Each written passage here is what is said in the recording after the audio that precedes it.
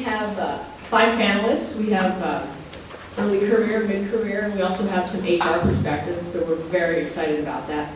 And this is a bit more casual than the plenary, with the idea that you can certainly ask questions.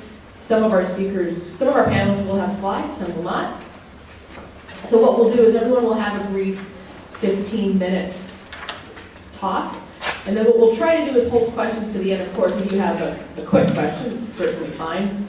And this conversation, any of these dialogues, like the plenary, then can carry on into the lunch hour. So just a couple of things to think about during the panel, talking points. So when we came up with the panel, these were some of the following the talking points that we had. What is the future outlook for the nuclear materials management professional? What technical activities are on the horizon? What development activities are needed for the workforce to be able to address these technical activities? What do you see as the major achievements or obstacles in developing the next generation of nuclear materials management professionals? What can be done to increase the recruitment and retention of mid-career professionals to this field? This is something we've already started to touch on following the plenary. What can be done to increase the retention of early career professionals to the field? One of the things Melissa brought up, as you probably remember, is that the average person at the age of 35 is already on their 5th job. I've got a couple of years, but I don't think I can make that number. I will not be a statistic. How can the mid-career professionals of today become the distinguished career experts of tomorrow? And how can the early career professionals of today become the mid-career professionals of tomorrow? Just as, again, some things to think about, particularly when we get into the later part of this panel. So to introduce our first panelist is Jeff Chapman, and we will ask the panelists to come up here at least so they can use the microphone, whether they have slides or not, unless they're going to scream. Please don't scream. So our first panelist is Jeff Chapman. Jeff's going, I can yell. Jeff first interned in Oak Ridge in 1979 as a physics student, and later attended Texas A&M and the University of Tennessee for graduate school. He has essentially been at ORNL since 1989, with a brief tour of duty working for Atomic Energy. Come on up, Jeff.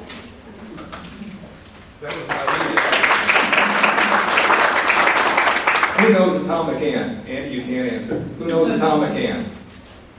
Who knows where she is now? I don't either. Atomic Ann was Anne LaBejean. She was the CEO. She was on the Forbes list of most successful women in the world back in, 2004, at the beginning of the nuclear renaissance. Oh, nuclear renaissance, excuse me. The resonance or a renaissance? That's my own doing. I didn't, Okay, so I'm going to talk a little bit about certification. What does it mean to you? I know that Melissa talked about a certificate program, and we've been toying around, several of us, in INMM and other safeguards professionals with this concept of a certification and qualification program. So what I'd like to do is to tell you a little bit about 2 certification qualification programs that exist within the American Nuclear Society and the Health Physics Society. And so, as I always have told Shaheen, ever since you came to our group 5 delightful years ago, stay true to what you want to do, and whether you're doing safeguards work or whether you're doing health physics work or whether you're working in the next advanced reactor that Andy Worrell's going to design for us as a reactor physicist, whatever it is, you're still going to be involved in basic nuclear engineering, health physics, radiation detection, whatever that happens to be. And it's all part of the science and engineering process that goes with safeguards, not so much the policy side. But there's an interesting interface there as far as I can tell. So let me just back up and tell you that I've got my PE license and I have my certification in CHP, Certified Health Physicist. I really want to encourage the students to pursue these routes. Let me just tell you a little bit about them. So first of all, as soon as you graduate with your engineering degree, they used to call it the EIT exam, and engineering training, and now they call it the FE exam, and it's multiple choice, and Yes, you got to actually prove that you know something about engineering when you graduate from college. Imagine that. So that's a great step. And then the next step is wait 5 years, work in the engineering field, and then take the PE exam. That's open book. And I can remember taking it in California, and you can take as many books as you want in there.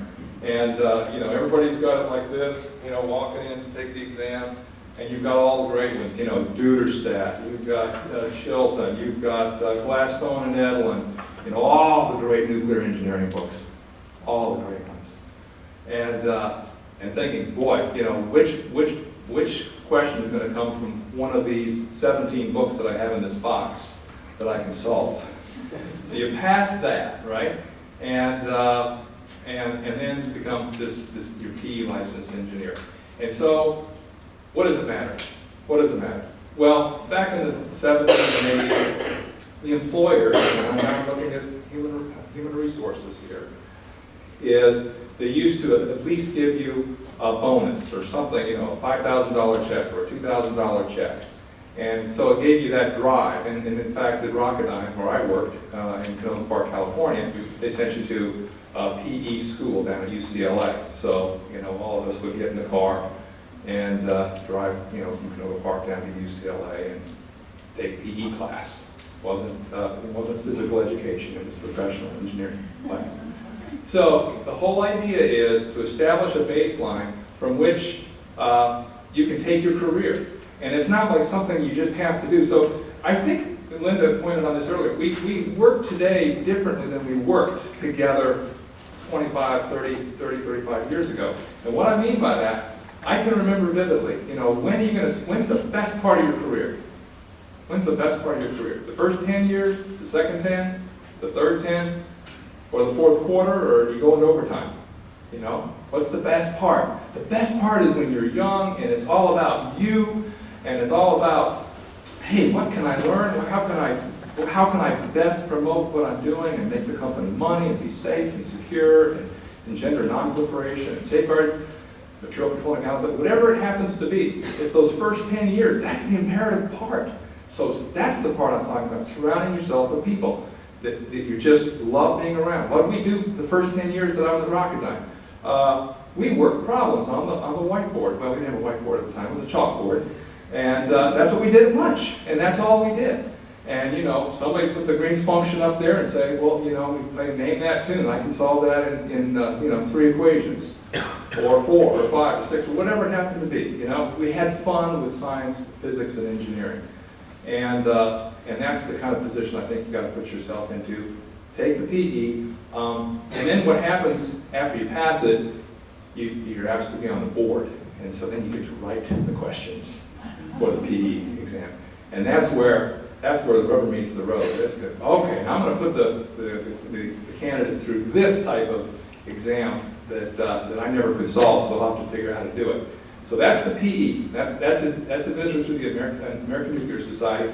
And then each state has its own board for all engineering functions for actually fostering that interface between the PE license and the state. Like mine's in California, so it's, what is it, Howard? In California, it's the consumers.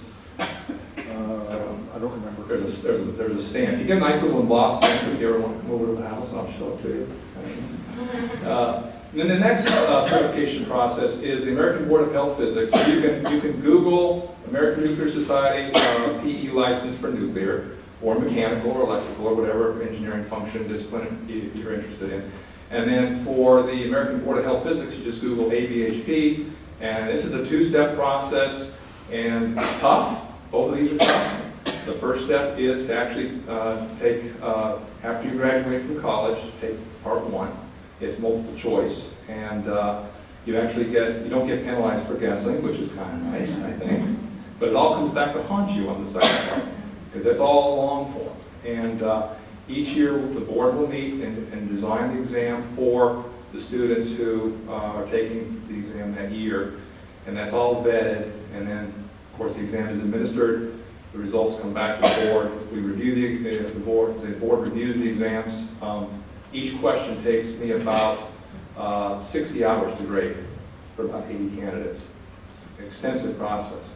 But the great thing is when you come out of it, you've learned all that, basic physics and engineering that goes into being a health physicist. And that all parlays itself into material control and accountability, safeguards, international safeguards, and it's how to spend that first 10 years out of college.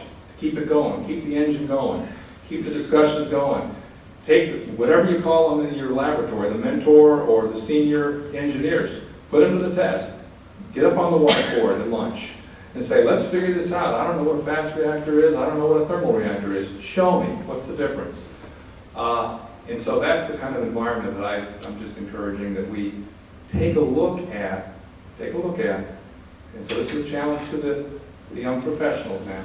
Should there be a certification qualification program similar to, the PE and or the ABHP for this discipline called safeguards, called material control and accountability, which would include DA, destructive analysis, NDA, non-destructive analysis, statistical methods for variance propagation methods, whatever those basic elements are.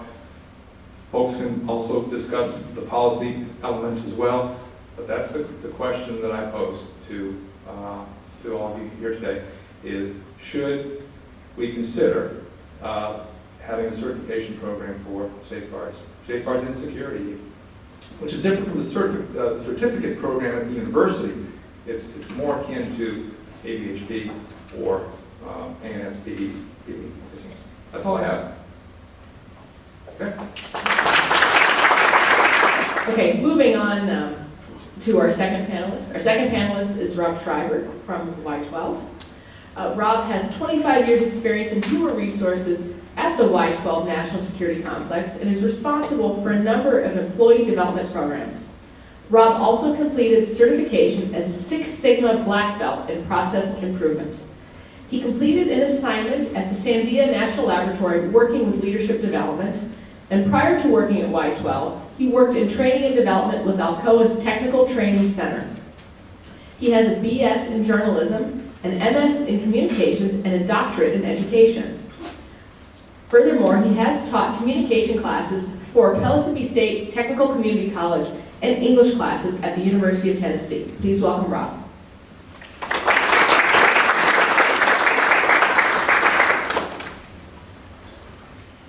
Thank you, and thanks for being here. Can you hear me? Do I need to speak louder? Funnier? Okay, I'll work on the funny part. I appreciate being invited today. I brought just a few slides, not to cause death by PowerPoint or any other trauma, but to visually show you a few ideas. And I'm going to move through this, hopefully move along fairly smoothly here. The theme, matching capabilities to commitment, is kind of our goal. And by that I mean, and it's aligning things, and it's what are the people in your audience's needs. And so the first off I'll show you is, here's my audience. Here's a picture of my audience. Is that data from last year has shown that, look at the eligible to retire, and even in the supervision and management at our facility here where you are today, pretty good numbers. So that's been an issue for us to look at. It's also been a reason for us to be in alignment with our audience. And so that's been kind of a key thought. 2 years ago, I put together a needs assessment at Y12. And one of the things that we did was, it was working all the way from the federal level in NSA, our customer, looking at their strategic plan and that their 5-year plans and 10-year plans, and trying to see, they're up, in the top of the trees looking out here. Most of the time I'm down in the weeds, living day to day. So for me it was a stretch. It also challenged us to look and be a part of our own strategic plan. But to work those two and then to develop the HR strategy in alignment with that, there was a lot of learning that took place there. Big picture, this is a view of this is my job description. And so I would also comment on, Jeff talked about the best 10 years. I kind of think they're all pretty good. I'll be 19 next month, and I've really been enjoying the first, well, anyway, never mind. But the attracting what now HR people like to call it onboarding and bringing folks in and that sort of thing, that's crucial. Also, the development through your mid-career and those kinds of years, and to be honest, it's an area that's ripe for work and development to help folks in mid-career. I think that we're hungry for it, they're hungry for it, whether it's a PE or whether it's a graduate degree. Chris Goins is working on a graduate degree to the next stage, the next phase of his career. I've had some other folks in this room in workshops in the last few years that may be later in their careers, but they're still trying to learn and grow. And so each of these is just as crucial. I'll refer to that again. What are the inputs for us? What are the inputs for me to help develop core competencies for our plant and our group? Identify these as core competencies and the drivers or the strategic piece that I mentioned, and core values and our mission. Where are we going? And what were some of the metrics? We even looked at performance evaluation data to see as a whole, as a plant, where were we stronger and weaker in performance factors. That was an eye-opener. I'll show you more on that in just a second. But all of these were drivers and all of these were input. And the thing about it is sometimes it was just key words. It was NNSA saying that we've got to be more innovative. Because there is that exact sentence in the NNSA 5-year plan. Innovation, change. Those words helped us drive and helped us create really one of our core competencies, innovation and change. Is that if our customer's saying that's where we need to go and that's where we're going, we wanted to have that in mind and be working towards it. So overall, these are the core competencies that we have. These are goals. This is something we're striving for. It's something we work for in our evaluation of employees. It's something we work for in the development of our employees. It's kind of a guide for us. The smaller boxes break out each one individually. The knowledge components here tie back to the core center. A few more thoughts. I love this visual because it really brings together a couple of the things that I've just shown you. One is the attract, develop, retain. And what we did here was, this is to show you some of the programs at each stage. And so perhaps if you have or have not, and depending on where you are in your career, these may be some of the elements to consider, to think about. Some of the ones I'm actually proudest of are the new hire mentoring series, because I've had a chance to be directly involved in that. The leadership challenge, we brought that to our plant a couple of years ago. We had 350 supervisors go through that 2-day program. Never before had they ever sent all supervisors and managers through the same program. It seemed like it got derailed or faded away, or other things became more important. But we were able to have this comprehensive leadership challenge so that our supervisors were speaking the same language. And it was a pretty nice situation, I thought, that happened. At the same time, educational assistance is a key piece. It may even help cover some of the certifications you're referring to, because obviously that is a benefit. Most places have that. And whether it's been cut or minimized, or there have been caps or ceilings put on the dollars, it's still there and it's still a tremendous opportunity. So I encourage you to consider that.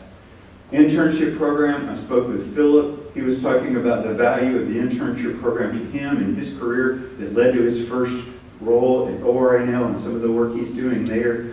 That's really encouraging. We're proud of that. That's a pretty important piece. We've had to reduce the number of interns, but boy, the value and the give and take and the win-win for us in terms of growing and developing. And, it's a test drive for you, it's a test drive for us to see, how's that fit? And that's the big HR word, job fit. Is this person a good job fit? And so those, again, things to think about. But as you can see at each stage, whether you're early on coming in the door, or whether you've been here, or whether, whatever your goals are, at whatever stage you are, different kinds of things are going to appeal to different folks.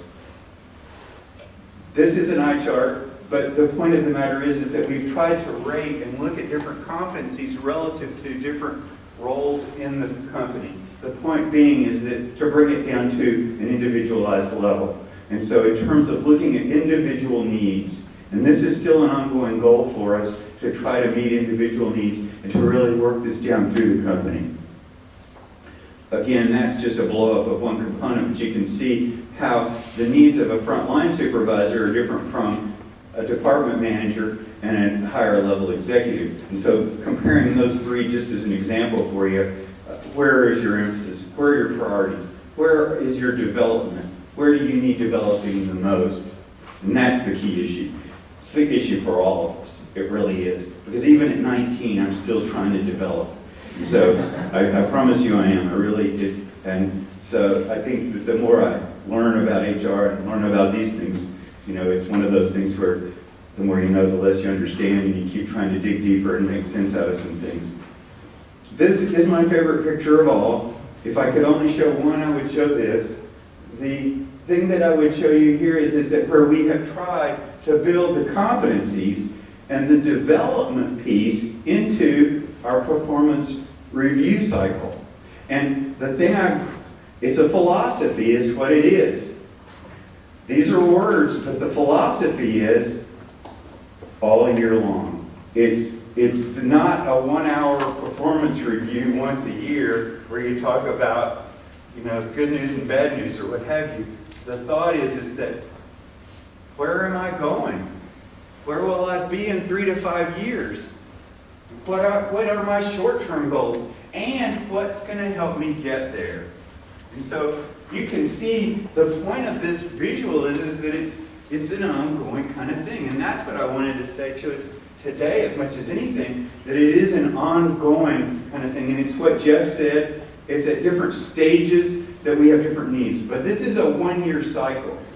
Anyway, I'm not going to wear you out with this, but I wanted more than anything to share the philosophy and the thought of that ongoing feedback and ongoing development.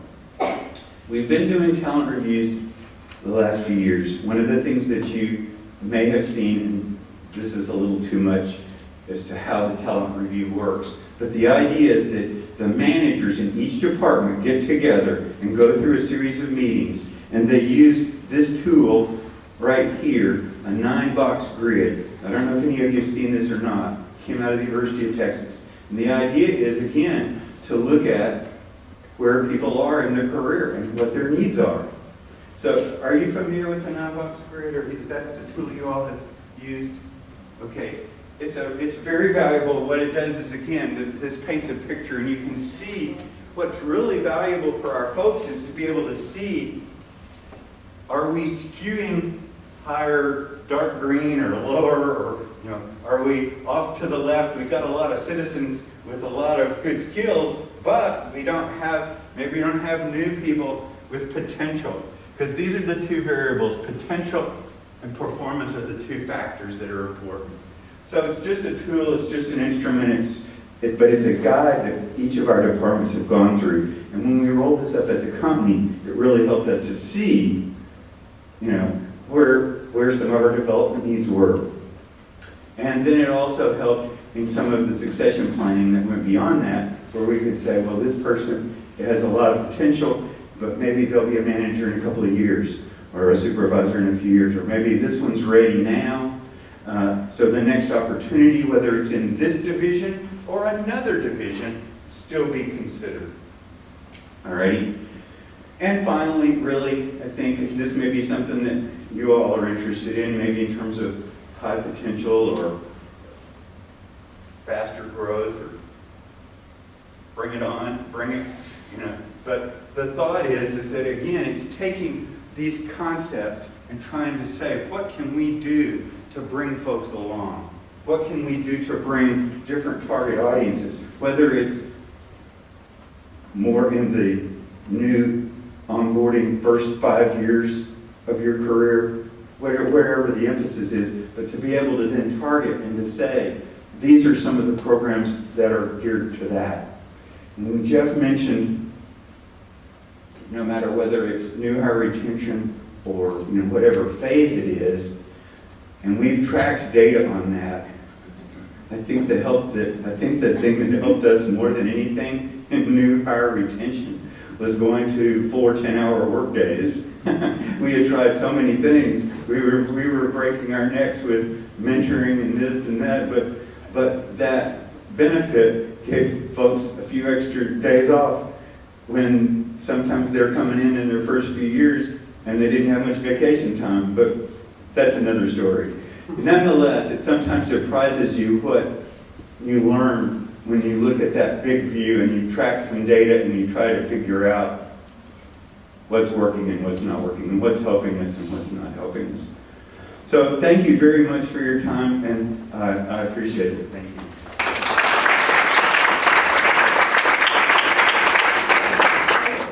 Does anybody have any quick questions for Rob? As a footnote, I can't turn me off now, but as a footnote, there's one thing that I've learned in the last 5 years tremendously. I used to think training and education was the answer, was the only solution to development. There are so many solutions. I would encourage you to broaden your view of development and developing job rotations, some shadowing, some reading books, maybe even a book group where you discuss it together, but some non-traditional development things. It's one thing that I've tried to do, and we've been crawling with that. But the idea is, it's not always a workshop that's going to make the difference. Sometimes it's some things like networking and on-the-job experience. So that's just one last thought that I'll throw for you. Thank you. Just have a question for Rob. Yes. The job rotation, are you trying that in all avenues or ladders? We have ladders at ORNL. And how has that worked? Moderate success. It's sometimes people try to get a job rotation to get out of a position that they're not happy in. Sometimes folks, the best situation for us has been when it's both parties. Somebody's wanting to try something and looking at maybe I could grow into that area and that's my next horizon. And then the other folks are willing to take a chance and kind of work together with the giving department and the receiving department. So I'm sure you know the pluses and minuses. I would say that we've had some successes and some not successes. I think that where it fails sometimes is when people go into a job rotation and then they want to stay there. And that's not really, the purpose is to try to expose you to different things and give you opportunities and even maybe several rotations. But anyway, it's an excellent question and it's a challenge for us all. Thank you. Yes, Janine? I've got two more questions. One is a follow-up to this job rotation idea. Chris Pickett is actually, I've discussed this with him a lot, he's not here. And I'm wondering if this is something that we can adopt in the safeguards field to do a job rotation amongst the DOE labs. That might be beneficial, especially for any early career people, mid-career people too. I think it can be adopted, well, not just within an organization, but across organizations. I think that would be valuable. And the second question to you is regarding the paradigm you presented. We're also looking at maybe more of a discipline-specific development as opposed to an organization-specific retention. How do you see that being adopted within safeguards as a discipline domestically, as opposed to just a wide-fault organizational retention? Two very good questions. Your first one about beyond your current site, rotating even to Kansas City or Albuquerque or Savannah or Aiken, South Carolina. And sometimes we've had boundaries and barriers that have not always made that easy. Just from a logistics standpoint, that there are barriers. But we do have, there is a job rotation program at our plant. most recently, Y12 is now, we're now a sister plant, Pantex plant in Amarillo, Texas. And it looks like we'll be able to do more sharing now with resources there where appropriate and where useful and helpful and desirable. So, but there are 7 NNSA sites. And for us, that would be our, what? That would be the radius of our potential rotations within NNSA organizations, and it includes Savannah River, Y12, Kansas City, Sandia, Lawrence Livermore, Los Alamos, and the Nevada site. So that's kind of those are potential for us. So you may have to look within your own network and see where the possibilities. What a grand thought, though, to be able to think even beyond just going from engineering to production, or going to the building next to you versus going to a few states away.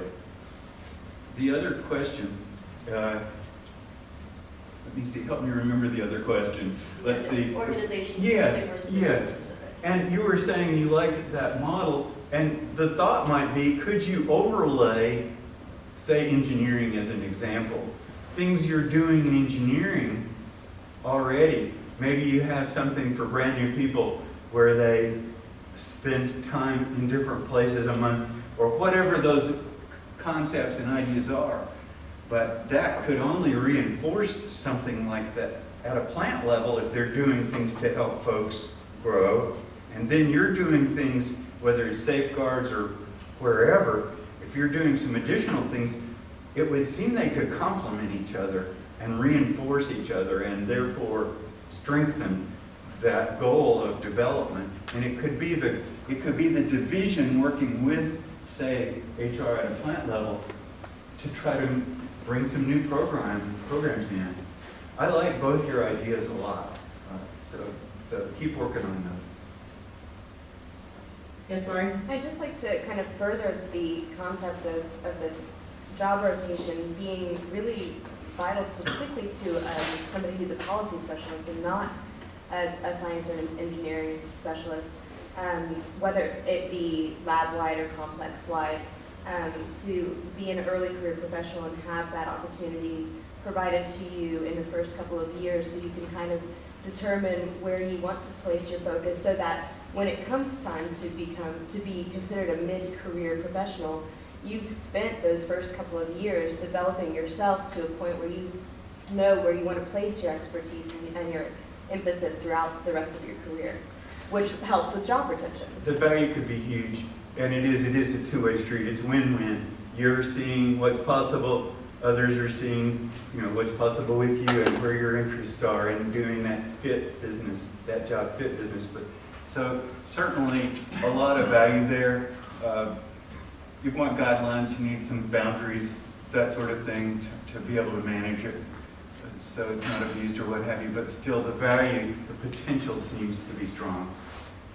Thank you. Next speaker is Bree Kirschbaum. Bree graduated with a BA in political science from the University of Tennessee in 2002 and has been working as a technical recruiter for over 10 years with a focus on nuclear recruiting and is currently working at Oak Ridge National Lab. Her responsibilities include serving as a senior recruiter for the Nuclear Science and Engineering Directorate and the Global Security Directorate. She is also acting as the Human Resources Manager for the Non-Reactor Nuclear Facilities Division and Fusion Management for Nuclear Systems Division and Reactor Nuclear Systems Division and NSED. Bree, do you have any free time? She is AIR certified and is responsible for full life cycle recruiting of top nuclear talent, both domestic and international, with a strong focus on sourcing, behavioral interviewing, and salary negotiations, yay, and workforce planning. Additional duties include salary planning, workforce planning, succession planning, performance management, and employee relations. And thank you for taking time out of your busy schedule to be here today. So I will turn the floor over to Bree.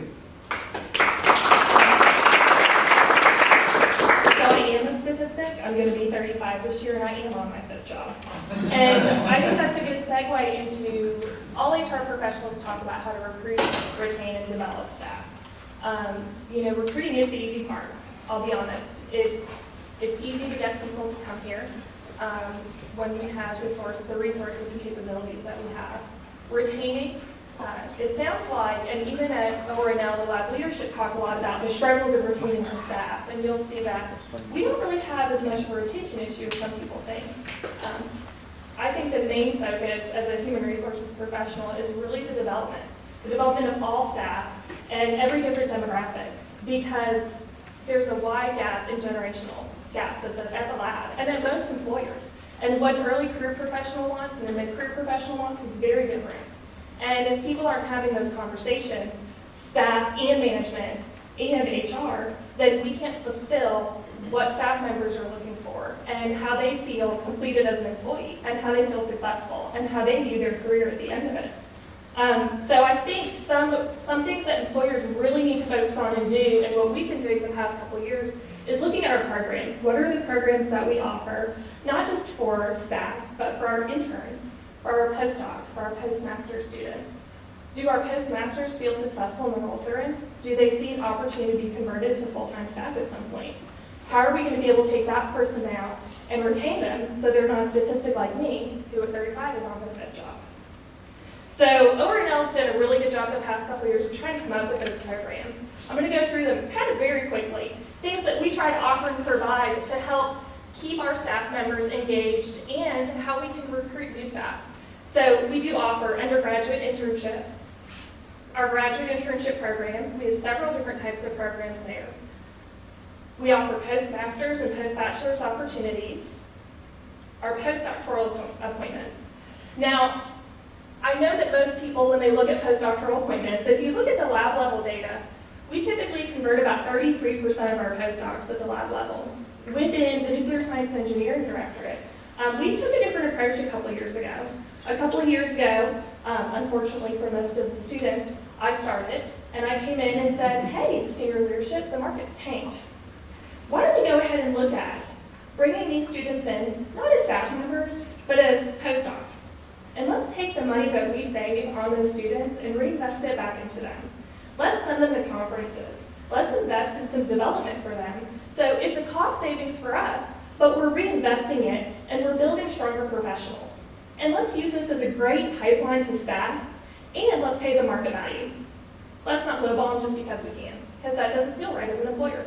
So we were able to start bringing on postdocs, some of them are in this room, and bring them on with the intent to develop and retain them and convert them as staff. We've been successful in converting 98% of our postdoc staff in the Nuclear Science and Engineering Directorate. And I think that we've really been able to add value to that type of an appointment. We do offer distinguished fellowships. This has become an area of focus for me over the past couple of years. When I got to the lab, I realized we have distinguished fellowships and we're not using it. Why are we not using it as a directorate? This is something that brings lab level funding. Newsflash, these researchers get to propose what they want to work on. What a great opportunity to develop that is. Not only can someone come in, propose what they want to do, pitch it, it gets funded for 2 years. It's a total win-win. I think labs in particular need to look at how they are working with university partners. We've had the opportunity to really collaborate with universities. I specifically travel to 4 to 6 nuclear universities, and from an HR perspective, I give lectures to the nuclear departments. I give lectures on resume writing and interview skills. That collaboration doesn't need to be just technical, it can be non-traditional. Obviously, our technical staff are going out to university partners and giving technical talks and helping us to recruit and to talk about what they're working on to make us a desired employer. So retention, this is the big hot topic. I'm lucky to say that my data doesn't look as bad as Y12's. I'd be up at night. In fact, when I started, it was as bad as Y12's. And so the Nuclear Science and Engineering Director really put a focus on how are we recruiting our workforce? What does our workforce look like? And I showed some data yesterday, and it looks a lot better. We're more of a curve now. You know, we're still pretty skewed. All of us in HR, when we look at it, there's a big lull in the workforce. And it's really between that age of 40 and 52. And there's nothing that we can do about that.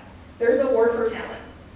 So how are we going to go ahead and make sure that when we are looking at that gap as an employer, that we're going to have the right people in place to be able to pick up the work when people are leaving. So right now, our attrition rate at the lab is 5%, and that was last year's data. 80% of that was retirements. So the national average is much higher than that. So when I get managers looking at me saying, oh, we're going to lose all of our staff, I say, we're really not. We might have some staff that aren't happy, and that's another problem we need to work on. We try to work a lot with knowledge transfer initiatives. That's really becoming critical in today's workforce. And the only way to do it is it needs to be driven from management. Managers need to realize that that's something that needs to be worked on. We need to transfer our knowledge through mentoring. We need to pair up early career professionals and our mid to senior career professionals. And we do have funding constraints, we do have budget constraints. But are there some alternative ways? Are there other ways that we can get people paired up? So when somebody wants to retire, they can retire. And we're not losing a huge gap of knowledge. We're also very lucky. We've been able to use a strategic hire program, which is a resource we have at the lab that where we do see a gap in knowledge, we can go to that program and propose it. The biggest thing that I work with right now is professional development. I think this is a huge area where staff members, especially working with technical staff, they don't realize all the resources that we have available to them until one day they knock on my door and say, I'm thinking about leaving. Okay, well, why? We have to ask the questions as managers and as staff. Staff members need to take responsibility and say, there are things that I want to do, Mr. Manager or Mrs. Manager, and I want to go ahead and improve it. I don't want to be stuck in the same job 5 to 10 years from now. And it isn't. You're correct. It's not a conversation that should be done once a year. This is a conversation that should be going on continually between staff and their management team. And I think there's a lot of ways that we can work outside the box. I'm a perfect example. I came to lab as a recruiter, and now I'm a dual role. My management realized that I was probably going to leave because I stay in jobs for 3 years. And so they said, what can we do? What are some things that you want to do? And how can we help you get there? And it was a great conversation, and it's a conversation I have twice a month with my manager. We sit down and talk about what I want to do 5 years from now. And if you have managers that aren't doing that, take the initiative to do that. Sit down, put something on Outlook, or go to your HR manager, because they'll certainly do it for you. But within our organization, our Learning and Development Service group offers over 75 classes. We have over 75 opportunities pretty much monthly for staff to go ahead and look at other areas they want to branch out in, things that they want to do. It's really finding what makes people tick. What is going to keep you fulfilled as a person? What's going to make you a happy employee coming to work? Because we don't want you to leave. And quite frankly, the day that somebody comes to me with a competing offer, we have a conversation about it, and typically I show data. I mean, I know I work with engineers, so I can show you data. I'll show you all sorts of data. And I think that attributes to our low attrition rate. But really, I think to retain and develop staff, it's just critical. We don't have a workforce anymore that's okay punching the clock. We all work long hours, we all work hard, and we want to feel like at the end of the day what we do, it matters, and that we're appreciated. And if staff members are not getting that, that's a management issue. That's pretty much all I have.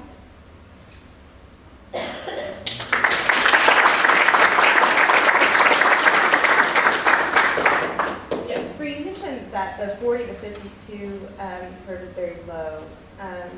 Do you have any idea of where those mid-career professionals actually sit? Are they in private industry? Have they... Well, some are in private industry, but from an engineering, a nuclear engineering perspective, if you look at what was going on, there were not a lot of engineering departments.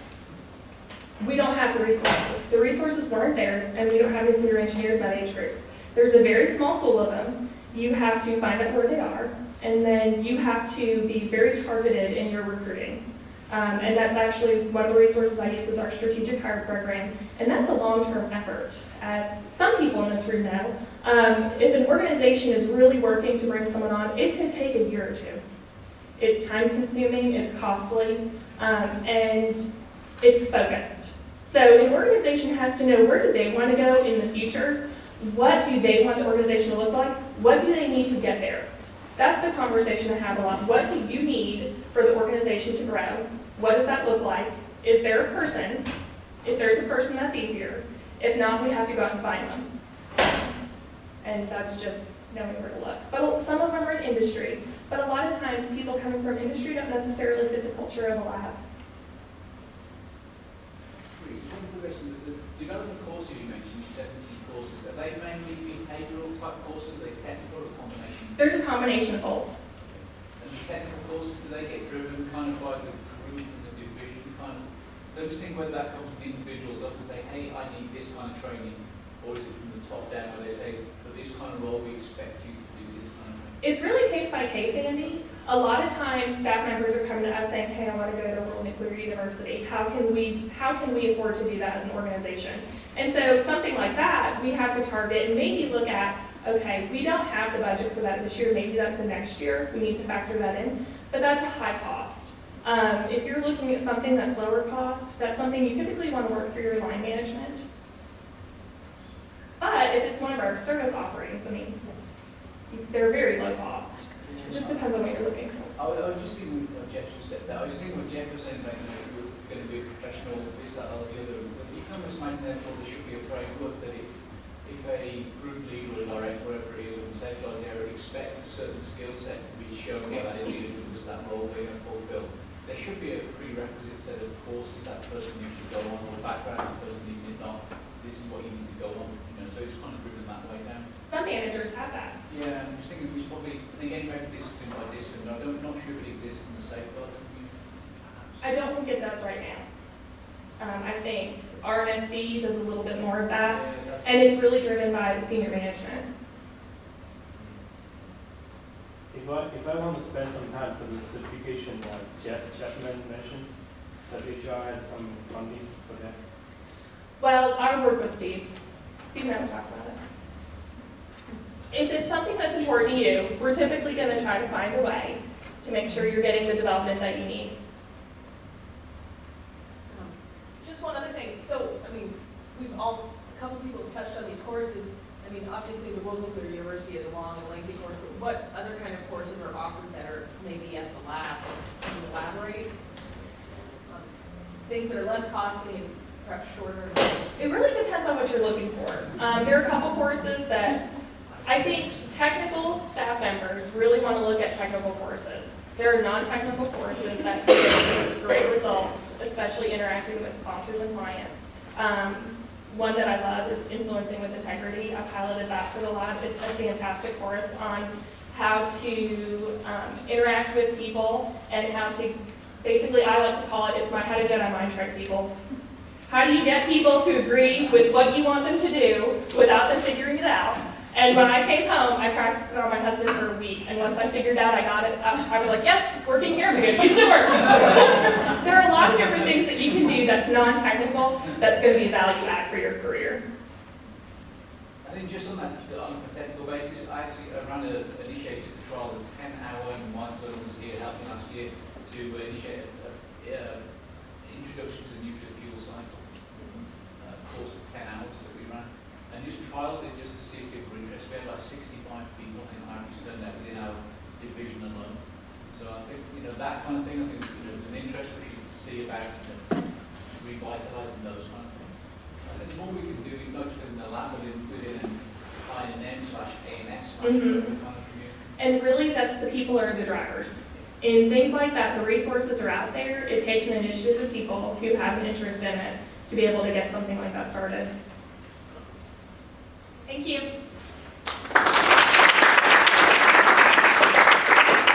We're very happy to have Sean Morrell, who came all the way from Idaho. So Sean Morrell is a scientist and program manager at Idaho National Laboratory. In his 9 years at INL, he has worked in operations, reactor engineering, project management, and research and development. Sean has supported the Next Generation Safeguards Initiative Human Capital Development Program for 3 years, and as one of his tasks, developed a curriculum on a nuclear nonproliferation and international safeguards course for multiple universities. Please welcome Sean.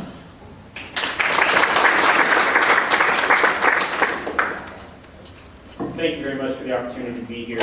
Coming from Idaho, I'm excited. I know there's a lot of other early career professionals here, and I really appreciate the opportunity to come.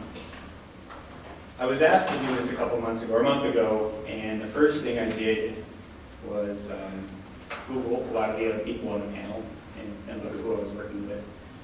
And then I sought out to Facebook and said, well, I'm going to be on my first panel. What should I do? While that conversation quickly digressed to what people were eating and kid pictures, I launched into LinkedIn, professional network, and I got a little help. But that conversation quickly moved to people sending me a lot of links and a lot of not very helpful things. So I went with this direction on the presentation, and the point here is that I'm going to speak from the early career perspective. And I've sat in a lot of meetings, and I've worked with a lot of senior staff, and a lot of things that come into a meeting, and one of the first questions I ask is, or I used to ask, why? Why are we still doing it this way? Why do I have to go to a meeting? I can teleconference in. I can use SharePoint, everybody's favorite website, I'm sure. This is a double-edged sword, and why I wanted to talk about it today, because as I looked at the questions presented for the panel, a lot of them were, where is the future going, and how can we bring the next together? And I think technology is actually one of the gaps to bring those together. A lot of the things we don't need, like this is a little bit out of order, but as we as you look at this, and we've all seen this slide, I'm sure, a million times, but as you think about this from both perspectives, someone maybe that's toward the end of their career and someone that's actually beginning of their career, you can start to think about maybe someone can stand up here and say, well, I got Jeff's up here, but I got my PE, it worked really well for me, and I did that, I did that, I did that. I used a boat. And maybe somebody else wants to use a hovercraft, right, in the future as they move on. And the point of this analogy is that double-edged sword that I want to bring in. We don't always need to move technology forward to solve whatever problem we have to do. We don't have to replace Windows NT because it works as it is today. But the future isn't going to be able to use Windows NT or Fortran. They're coming in using much more complicated. They spent 8 years in school learning skills that they want to use. They want to come in and change and make a difference. And that's the gap. However, the other side of it is you can't just come in and apply everything you've learned to problems that have already been solved. Our grandfathers did a lot of great work. Also, when do we start specializing? That's my little boy, Asher, and he has the panda manual. He was just sitting there, he just left it. So, well, he doesn't know anything about spectroscopy. The point is, here, I've been in conversations where we said, well, we need to start going after students in high school. We need to get them in freshman year of college. We need to have them at the labs working in safeguards. And one of the things that I think is important to recognize is the safeguards community actually isn't relatively that large in respect to the nuclear community. And they say, yeah, these are out of, oh, I missed the slide, that's okay. It's actually a very small community. And the people that go into the nuclear field are by nature extremely aggressive, or ambitious is probably a better word, extremely ambitious. You don't pick nuclear policy, engineering, physics, because you just want to breeze through school. And I have two small soapbox issues. We have a list of 7 questions, and then at the end of it, it said anything else you wanted to talk about. So I'm gonna take that. The 2 soapbox issues, and I'm going to talk to the early career and the young staff, is the community is small. There's not very many meetings you're going to go to where you're not going to see somebody you don't know. I said that with all my negatives properly. And to be really careful as you move forward, because as you move forward with your career, and we move forward with our career, it's very easy to overlook the relationship and the networking to obtain that opportunity. And that can be costly. It can be costly to the science and to the field, as the greater good is not fed by an individual progression. And it can be costly to your career.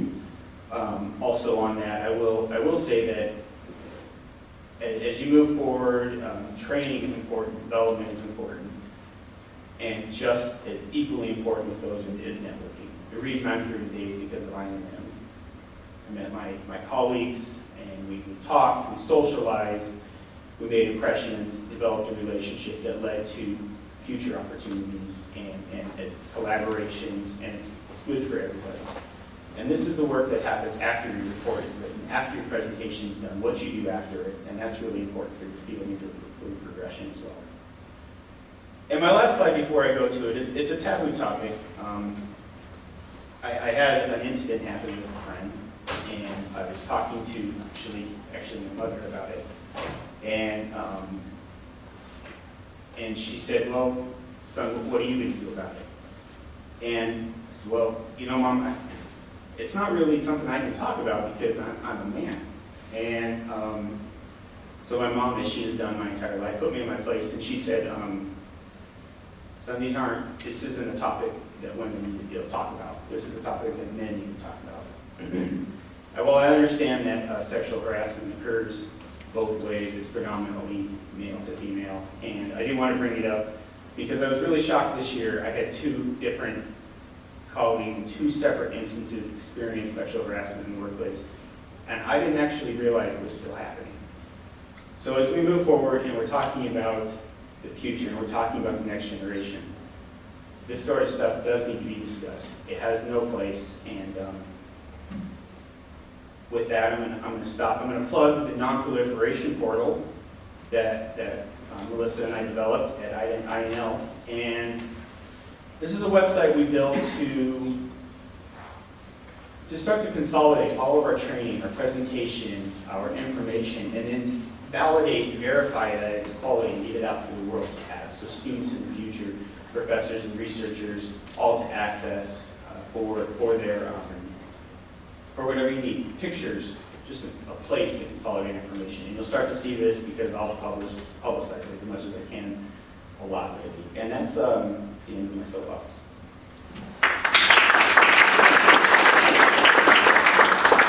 Yes, This is Linda. not really a quick question. It is an observation. Thank you so much for what you said about relying on others and networking. I haven't been in this field for a long time. I've been kind of like Bree. I've gone from one experience to the next that's made me who I am, and it's very valuable as you take every experience and meld it into your life. But I also realize the value of the wisdom and intelligence of those people around me.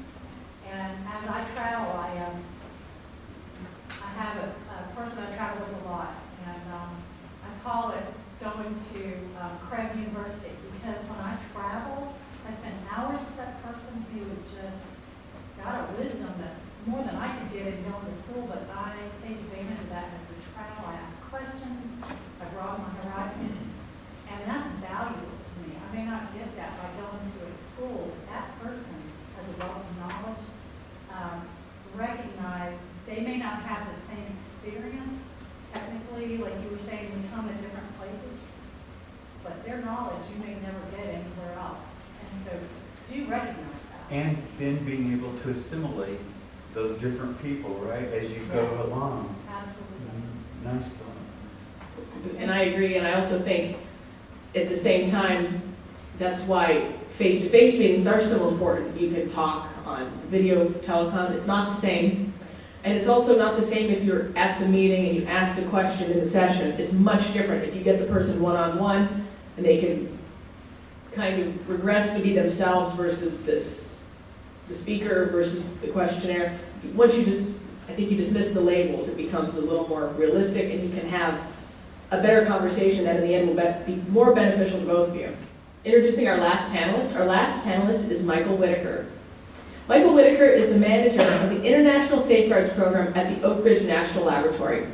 He has been involved in international safeguards for over 30 years and has worked for approximately 10 years at K-25, 10 years at Y-12, and the last 15 years at ORNL. So he made quite the Oak Ridge Reservation rotation.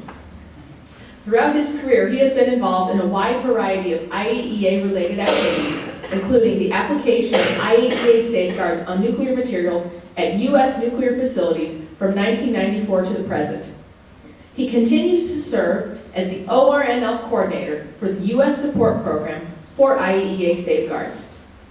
He also served 3 off-site work assignments in Washington, D.C. as a technical advisor and is currently the INMM chair of the International Safeguards Technical Division. He holds a BS in Mechanical Engineering and an MS in Industrial Engineering or Engineering Management from the University of Tennessee.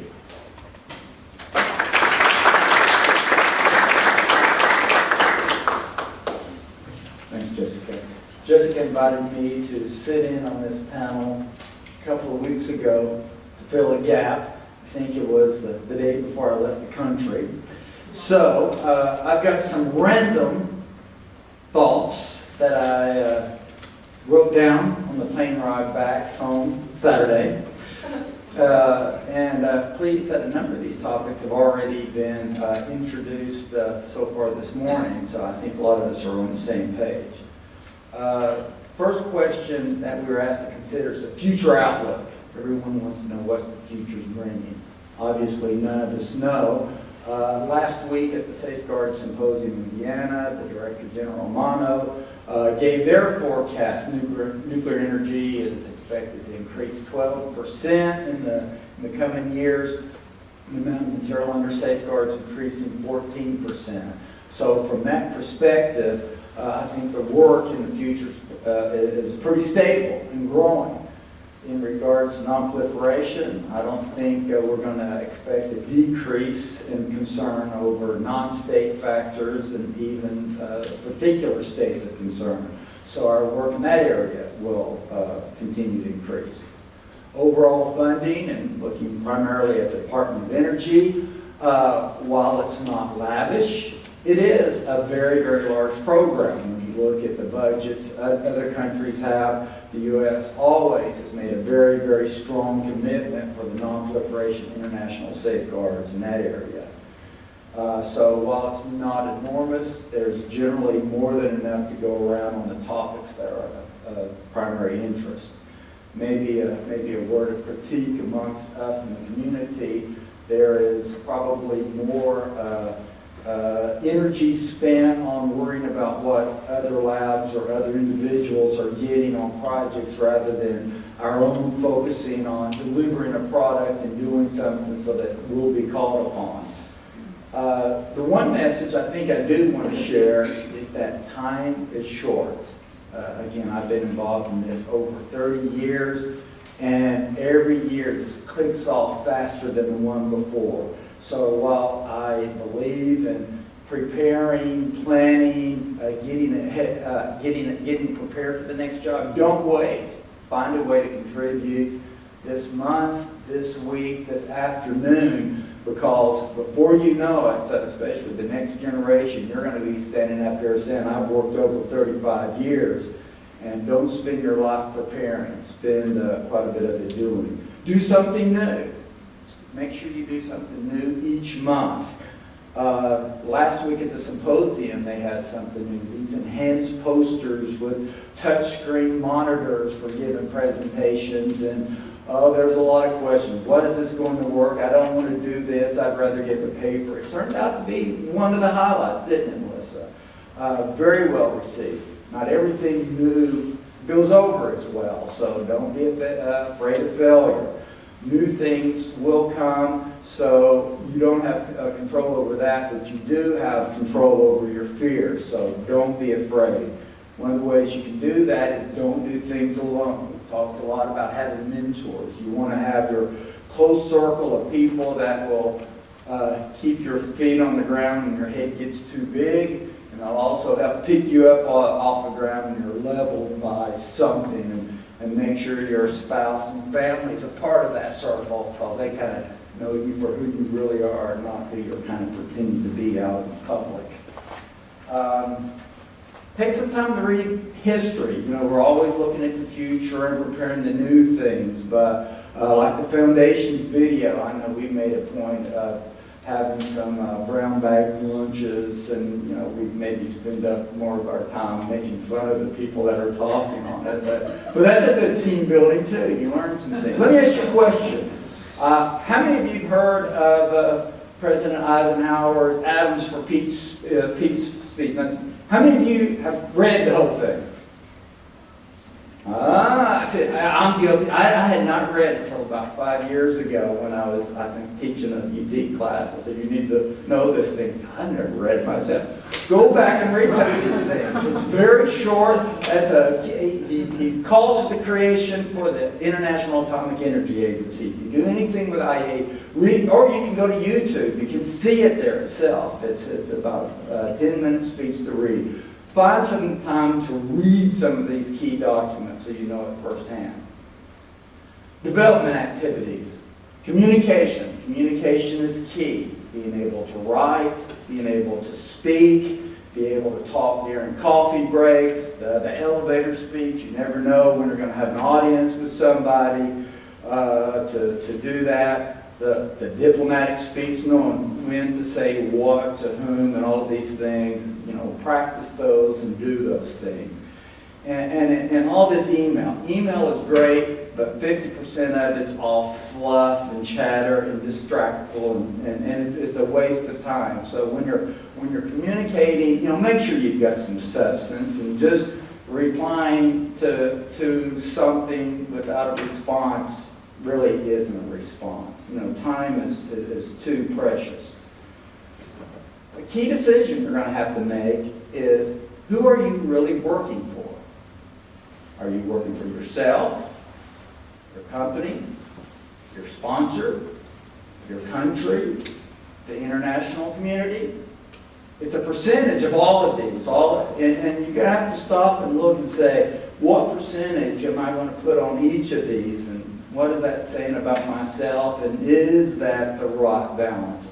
Because until you know who you're really working for, you're not going to know how to get to that next step. What are some of the major obstacles you're facing?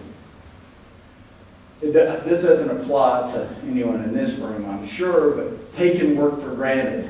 When we talk about the new emerging generation, there are some with maybe a sense of entitlement, of being special. And the next generation is special. I've been overwhelmingly impressed with the capabilities of the individual, but, you know, if everybody's special, then that's average. You know, we're not awake wobblegong, where, you know, everyone is above average and good looking. Too much information.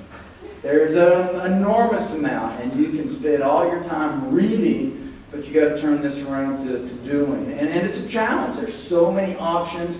You don't know what the right answer is, but we end up, as Andy referred to earlier, we sacrifice the depth, because if I spend, you know, 2 weeks, for say, working on this one subject, look at how much I missed out on. And so resist the urge to be shallow. Find some depth in a number of areas.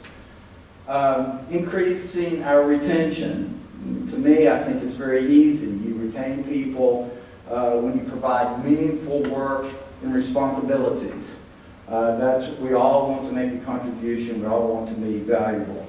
So the word to you is, don't wait for somebody to assign you responsibilities. Take that responsibility for yourself. And then when mistakes are made, be responsible. I think on Rob's chart up there under accountability, he had that responsibility.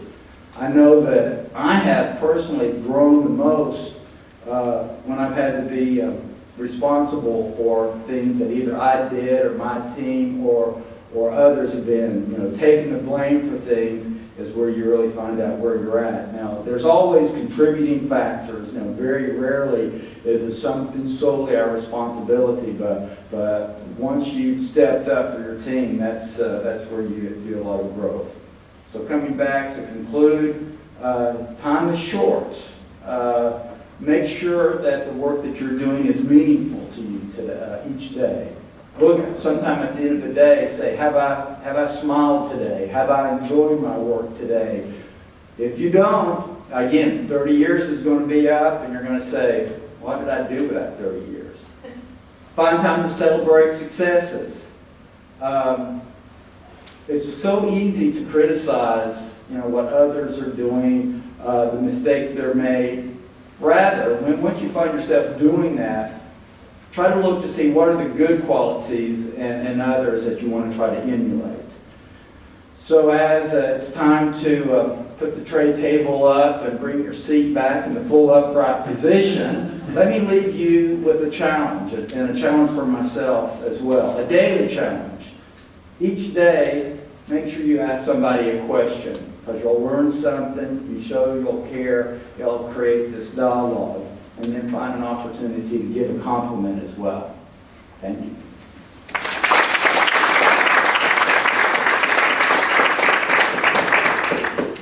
Thank you, Michael. That was a really good, I think, talk to close the panel. We would like to open the floor for discussion. Again, this is still very casual, so please, if you have any questions, please ask. Yes, Bernie. Excuse me. I have a comment and a question for Michael. First comment is I'm glad that you mentioned that people need to read history. There are a couple of books, I think, one of them local to the area. Ray Smith of White 12 has written a very good history of White 12. And really it's not just the White 12 area, but it's a focus on the dawn of the nuclear age. The other thing is Denise Kierna, and women may be interested in this. She wrote a recent book. She's a national author, The Girls of Atomic City. I strongly recommend that book. It's very, very interesting. And my question for you, Michael, is appreciate the talk, your personal views and all. What are the highlights of your half-life career at ORNL? I mean, it's certainly a challenge. I guess I've been very fortunate in that, while I've been in this one job for about 35 years, I've been able to work for about 5 different companies. I've been at the 3 plants. Every year brings a new set of projects, and every year I've, because of the nature of the projects, have been able to be exposed to all different disciplines, activities, and especially bringing visitors and work to the lab. So I guess I'm kind of at a loss to other than meeting you, Bernie, and getting more involved. That's the biggest highlight. Some of these educational areas. That's not fair sucking up to Again, I think it's, just the opportunity to work with the people. The theme for the symposium in Vienna last week was linking strategy, implementation, and people. And ultimately, we can have procedures, we can have processes, but it all comes down to you and I and the people that are doing the things and the choices we make. So it would be new people at ORNL. I'm gonna ask a question. So this is something that Lynn and I actually had a conversation about this not too long ago. Now she's looking at me. So I'm curious for the panel and obviously for the audience as well, when do you consider that you've transitioned from an early career professional to a mid-career professional, or a mid-career professional to a distinguished career professional? Because everybody has a different idea of where they are, and it may not, what my take is, may not be Michael's take, it may not be Sean's take. So what is kind of is it based on the year, how many years of service you have? Is it based on different projects you've completed?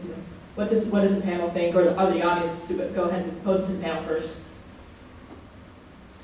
Right? Go ahead, Sean. No, I'm out. Yeah. I stepped on this one last time. My initial response comes back to this kind of question of responsibility. I think your early career, when you're not really responsible, you're working and assisting in others, but at whatever point you're either responsible for a deliverable, or people are assigned to you, and somehow, you know, that thing, I'll separate responsibility from authority, which, well, they're supposed to go hand in hand. No, they don't always go together, but it's that kind of level of responsibility is my initial response. Just one thought. Yes, please. In my role, I get calls to do career coaching. And you would think it would be 20-somethings. Well, and I do get a few of those. But honestly, in the last year, I've had more calls from 30-something and 40-something and 50-somethings than you'd be surprised, I believe. And so at each stage, and your different needs, different challenges, different aspirations. I really, there's a book I go back to that was an anchor for me, Marcus Buckingham, Now Play Your Strengths. Buckingham asks you to look at your successes in the last 3 to 5 years and to see where there are connections, what is it, where are the links, and is there a pattern? You know, is there something that I'm maybe either doing particularly well and I don't recognize it, or is there something that I have a talent in, again, that I might not realize as much? I'm not as aware of it. Buckingham asks you to tell others your success stories and then let them look for a path or a parallel, because sometimes if it's something you do well, it's natural to you, you don't always see that. But the point is that no matter what age, I try to get them to do that, and then it seems to allow them to see for themselves what their strengths are at that stage in their career. Anyway, so, but I don't have a number for you, Jessica, in terms of early, mid. Of course. And in general, I wouldn't think there's a number, but it's such a nondescript set of terms. I just always wonder what everybody's different take is on those. Anybody in the audience have a thought? Bernie, Teresa? Well, I've made Yes. a very casual thought. I'm a 20-something as well, just like you. And through our lives, we've had our successes, and myself, I've also had my catastrophic failures that, if you look in the mirror, are very helpful to you. But it's important to share those things as well. And we're all on the same side. We all want to grow. These are things that careers, we work together. And as you move on in your life, your ability to be able to stretch out to others is part of who you are, and your ability to help others will also come to help you. So this is a state of being almost that you need to be having if we are all going to be going forwards. Yes, please. So I just want to say, as a student, it was really beneficial hearing all the different arrays of a comprehensive view from, human resources to just general advice in your career. So thank you for that. As students, this isn't always something we can learn in the classroom. So kind of hearing this advice going forward when we're getting ready to come out of grad school and look forward to our jobs, these are the pieces of advice that are valuable to us that, like I said, we can't necessarily learn in the classroom. And especially, special thank you to Mr. Rob. You look great for 19 years old. Those teen years were rough for me. Thank you. Thank you. I want to pose one more question, just based on our talking points, because I've been going through them. I'm going, well, we talked about that, Rob talked about that, Reed talked about that, Michael talked about that, Sean talked about that. The one thing we didn't give a whole lot of thought to, which is okay, but just to open it up for discussion, is concerning technical activities. So it was the second talking point. What technical activities are on the horizon? Does anybody have any specific thoughts? Any takeaways from the symposium, Michael? Or Sean, you were in Vienna the week before. Anything? No, that's actually, I avoided that topic because I was hoping to hear from some of the more senior staff. So. I guess my experience has been technology's already evolving, and there's a balance between knowing when to replace something that works with newer technology just because newer technology exists, versus sticking with something because that's the way you've already done it. And there's a lot of factors that go in, and I guess one of the challenges for us in the community is again, knowing when to move towards a new technology for applications. Thank you. Any further questions? May I comment? Yes, Andy, thank you. Make a comment on that. I think there was an interesting feedback at INMM this year from Howard Mendler, where he said in his 30, 40, 50, or even 60, probably 90 years, maybe he's been in the industry, it just feels that long. But he just was saying that in terms of non-destructive assay and so on, that there is nothing that none of the revolutionary systems actually have worked, despite us trying revolutionary systems, none of them ever worked. All the successful deployed systems are all evolutionary. And when you actually think about it, that's equally true of reactors, where my background is fuel, my background is fuel cycle. It's all been evolutionary, it's been nothing revolutionary. So that's something I think we should think about, which I think it points to Michael's point that we're on a gradual, ever-changing evolution. But what I would say, again, from a fuel cycle perspective, and the work I do here for DOE, on the NE side rather than the NSA side, is that there are new fuel cycles out there. And those new fuel cycles are pretty rapidly approaching, and they're not evolutionary, they are revolutionary changes in the fuel cycle. Every focus on things like pyro reprocessing, for example, is the game changer. Yeah, that is a game changer, but I tell you, there's a hell of a lot of other things that are game changing out there. Thorium fuel cycles, for example, U-233, all these things we've been relying on techniques, technology, insight, they will break down when these step changes happen.